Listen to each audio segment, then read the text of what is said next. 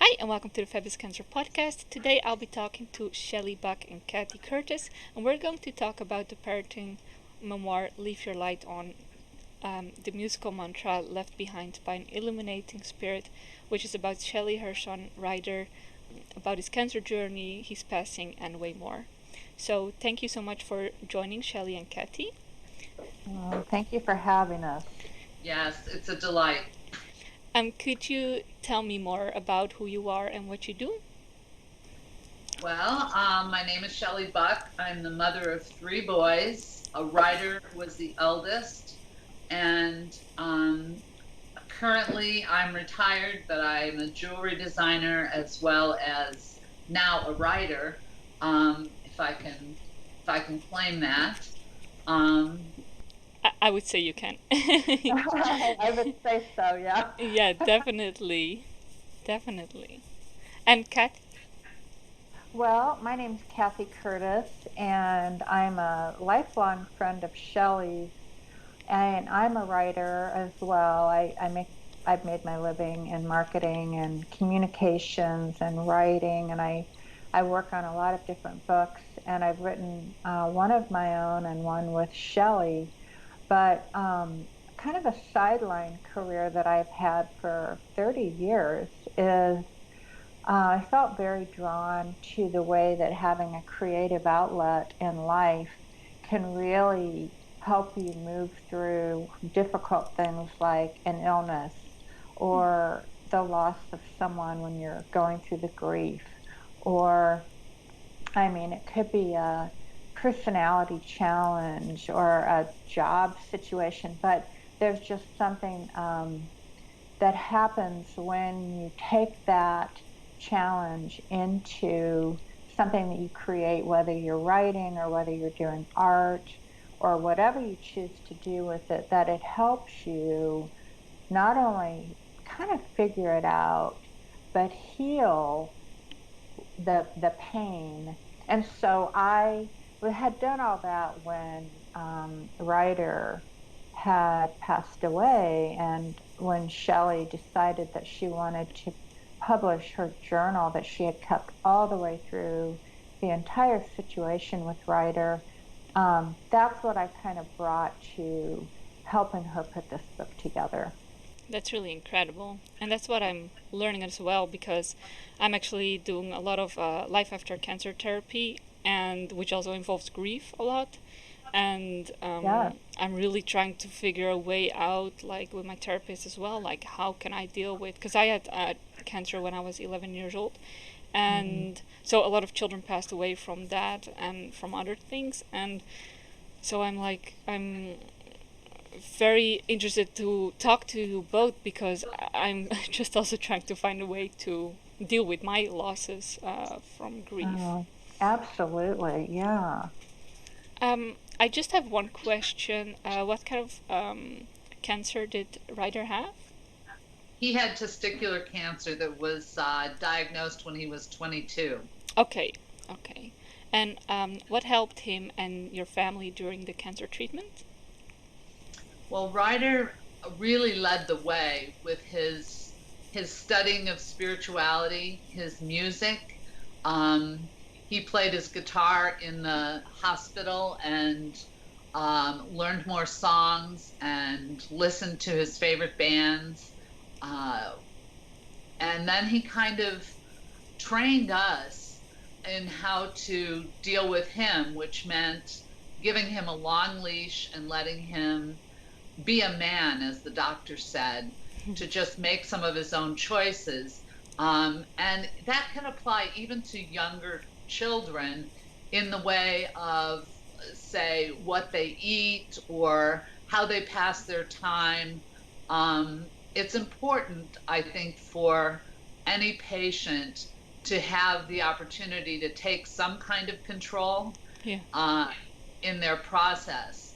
So with Ryder, we really lengthened the leash and let him go on trips. He went hiking, he went surfing, he he did gigs. He continued to work with his band and had gigs in between his treatments. So we learned to let him take the lead. Mm. That's really interesting, actually, that you say that, because I feel like that was kind of the same with me and my parents, because I had bone cancer, so I was like in the bed 90% of the time. But I always just said to my mom, like, okay, I want to do gaming, because I gamed a lot during this time. I want to do gaming, or I want to do this, and I want to watch a movie together, and this and that. And I feel like that really gave her and my dad as well like some kind of comfort level to be like, okay, it's we'll see how it goes with the treatment and stuff. But I mean, it's doable to a certain extent. So yeah, Yeah. that's really Right. interesting.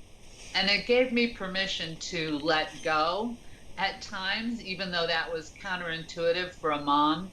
I wanted to hover and make sure he had everything he needed, which was important, but I also had to let him just lay on the couch and watch soccer or go out into the world and be with friends. He stayed out late, lots of nights in between his therapies. He had 1 week inpatient at the hospital and then 2 weeks off. Oh, So after he started feeling better from the treatment, he was off and running. oh wow, that must be difficult too, It as well. was. It, it was. So you both wrote a memoir together about the parent-child cancer journey. What made you decide to write a book? Well, I started with a journal the minute Ryder was diagnosed. It was on CaringBridge, so it could keep my inner circle up to date on where I was, where Ryder was, what was going through our minds and hearts as much as I could tell with him. And so many people suggested that I put it into book form. And then after Ryder passed, he sent a message that said, "Tell my story, Mom, write my story." So that was the catalyst that got me to actually do it. And Kathy came on board very quickly. Um, and we started putting it into book form instead of journal form. Wow, that's really cool, because um, and because actually my mom, it's very very interesting, because a lot of things that you say is what I experienced with my mom, because my mom did a journal too, and like before I lost my hair, she like cut a piece of my hair, and I still have it. So Hmm. it's Uh, yeah, it's because I have completely different hair right now. So it's that definitely helps. That definitely helps, and I could imagine as well for a parent. I didn't really talk to my mom about that too much, but I remember that she did write things down during cancer treatment for me, and later, actually a few months ago, she's like, "Well, I did write some things down, and do you want to read it?" I was at the time very emotional and stuff, so I was like, "I'll read it later." But it's really, it's really cool that you and my mom did the same thing, basically. it was for my own sanity, really, Mm. and for my own peace. I needed to reach out. I needed to clarify my feelings. It was really important work, and sometimes I did it while I was at the hospital with Ryder. I was there every day that he was in treatment, and sometimes I did it in the early morning hours. But it did keep things kind of organized in my mind, and I could look over where I'd been. It was very helpful. Yeah, yeah, I can imagine, because I noticed that too. Like when you write, it just helps venting, and like it helps you be like, okay, because there's so much going on at the time, that if you just write it down, it just helps you venting and be like, okay, I can now. It's kind of a stress relief as well, I think, to write things down and to cope with it, I think. It definitely Absolutely. is. It definitely is. And I think you were kind of indicating what I've always felt, that when you go through these really big situations in life, like having cancer, having your child have cancer, losing anyone in your life that you love deeply, it shifts your life so profoundly that how do you manage, all the many things that are going through your mind if you can't get that out on paper Mm. and allow it to find meaning and to find kind of make more sense, because I think it can be overwhelming to your mind alone, not to mention your heart and your spirit. These challenges in life can be just really big. Yeah, definitely. And what I notice as well is like my therapist said it as well. Like you can write it, not once, but like 5 times, 3 times, 100 times. Like Yes. as long as like you keep writing and you keep going, and that way it's very an incredible way to heal actually from everything that you're dealing with. I think. It It is. And absolutely is. the other thing I will mention, because it's intuitive to people that if they're writing their thoughts down, that they're benefiting themselves in some way. It feels good. They feel better when they do it. They have greater understanding. But with the studies that have been done on the brain and what happens in the brain when we're writing, and really putting our truth down on paper, not just saying, oh, I had a hamburger today for lunch, but actually talking about the feelings of what you're going through, that it creates, your brain releases a kind of hormone that calms you down, and it makes you feel lighter and better. And so there's actually scientific evidence telling us that this is a very healing way. So not only do you feel better while you're writing, over the long term, you're reducing the confusion and the stress and, all the things that build up in you when you're going through a big thing like that. So, yeah. Wow, I And I didn't. absolutely felt that while I was doing it. It Mm, was such a release for me, not just to reach out to people, but just to put it down for myself. mm. Yep. And I have to mention here, Ryder did not pass of cancer. He was in an accident a few months after he finished treatment and was declared clear. So Yeah. I think that's an important point here. Yes, Go ahead. yes, yes. Because I was wondering, like, grief has so many shapes and forms. I was wondering, how have you learned to deal with the grief of losing your child? Well, that's been one small step at a time. Right away, we started getting signs and messages from Ryder, Mm, which really, really, really helped me. mm, It lifted me up, and I had to stay open to them, but they were there, and I got them from friends. I got so many stories and contacts from friends of his and mine, who had heard from him. That was helpful, and after I got back on my feet a little bit, um, I I poured myself into my other two boys, and just found the next right thing to do, the next step, and that was all I could do, was take the next step. mm. Wow, okay, thank you for sharing. And what does the title Leave Your Light On mean?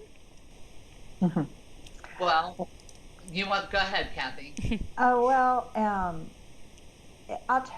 this is kind of just piggybacking on what, Shelley was just talking about, because when she decided to turn this into a book, and to take it from the journal, which had been the, one foot in front of the next all the way through from the beginning when he was diagnosed until long after his celebration of life event.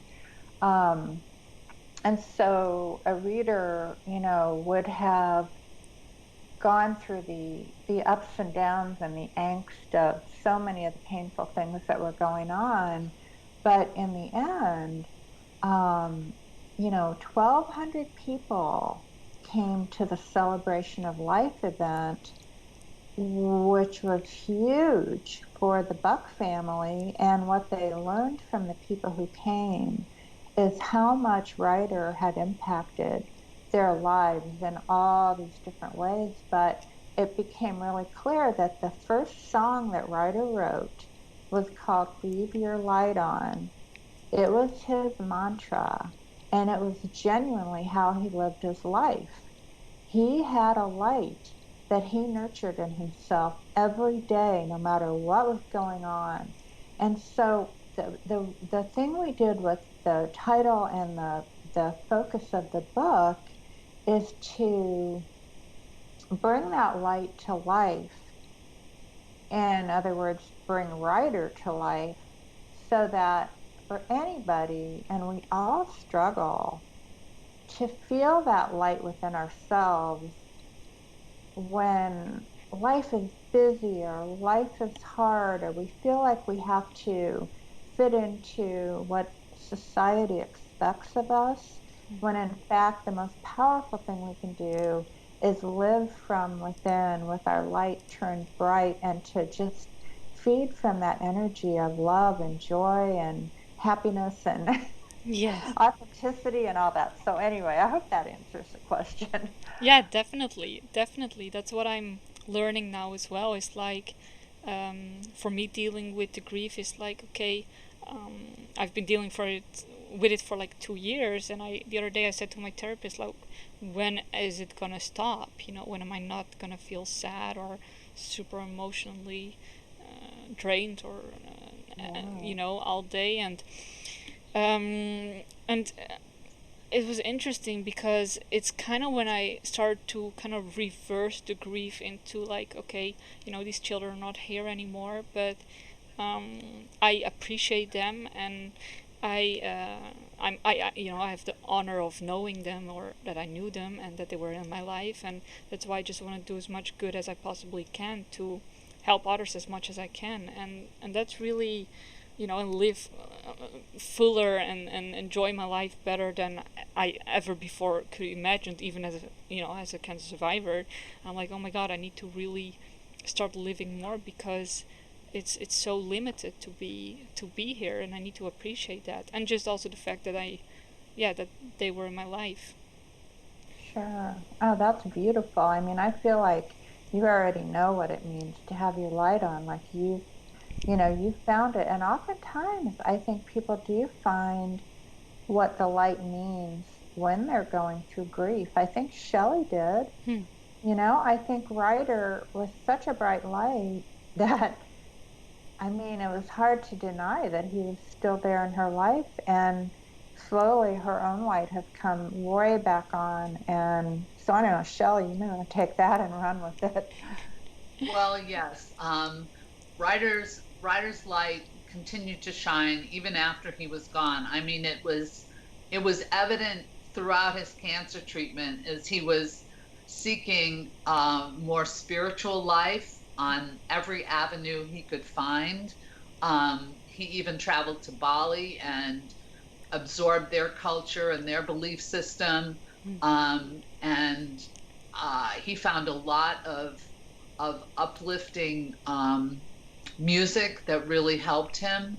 Um, but the light that he kept going after he passed is what kept me going.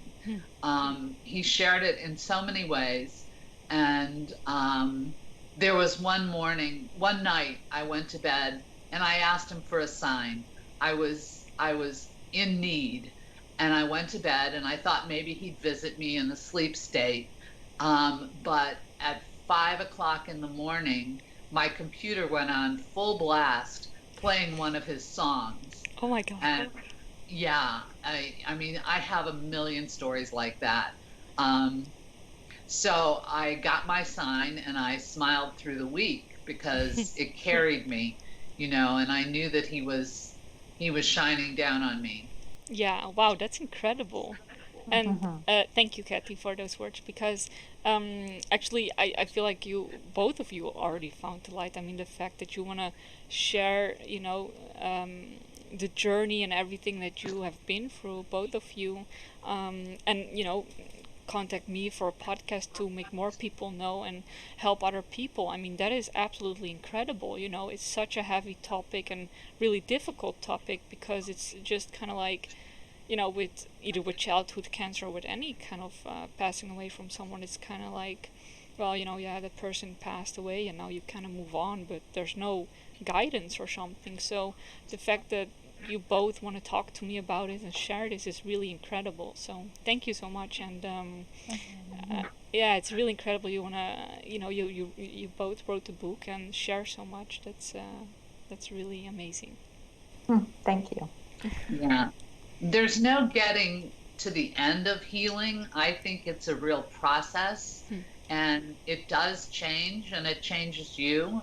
But it's not a destination. It's a journey, Yeah. and it does change, and the light comes through when you let it.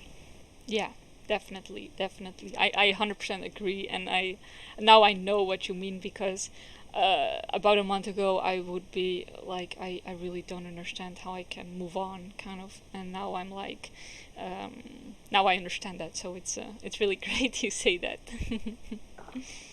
Well, it's great work you're doing. Thank you so much. I appreciate it.